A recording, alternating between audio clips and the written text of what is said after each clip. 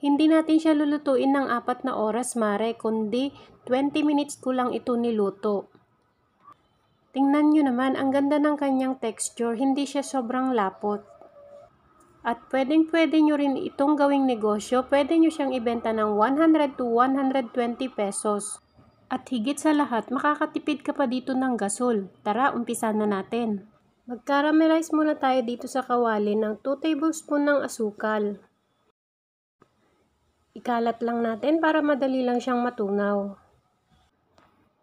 At kapag ganito na siya, pwede na nating ilagay yung ating margarine. 2 tablespoon lang ito. Pwede kayong gumamit dito ng butter.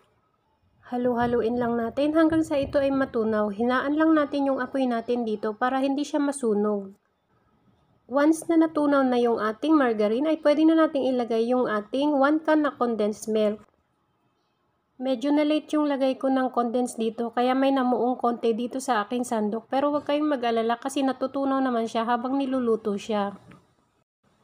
Lutuin lang natin siya sa mahinang apoy. Dapat continuous yung paghalo natin dito hanggang sa ito ay kumulo.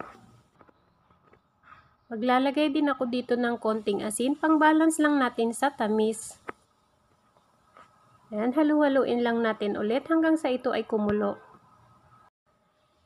At kapag kumulo na siya, maglalagay tayo dito ng 1/2 cup na tubig. Hindi po egg yolk, kundi tubig ang ilalagay natin. Kanya-kanya naman po kasi ang pagluluto nito. Yung iba kasi naglalagay sila ng egg yolk para mas malinamnam. Ayan, halu-haluin lang natin siya ulit hanggang sa ito ay kumulo at lumapot na. At kapag napansin yung dumidikit na siya sa sandok, ibig sabihin ay okay na ito. Pwede na ninyong patayin ang apoy. At ayan, palamigin lang muna natin siya bago natin siya ilipat sa ating malinis na garapon na paglalagyan o kung anong meron kayo. At kung umabot ka sa part na to at nagustuhan mo ang ating recipe ngayon, pwede pong pakipusuan ang ating video at mag-comment po kayo sa baba kung taga saan po kayo para sa susunod po na video natin ay mai-shoutout ko po kayo. Yung complete ingredients ay ilalagay ko na lang po ulit sa ating comment section box. Perfect din po itong pang dip sauce sa ating mga binibenta na kutsinta. Yung ibang tira nilagay ko na lang sa plastic cup. Maliit lang kasi yung garapon na gamit ko. Kung gagawin nyo po itong pang negosyo, meron pong mga plastic bottle na nabibili sa palengke, yung mga para talaga sa palaman.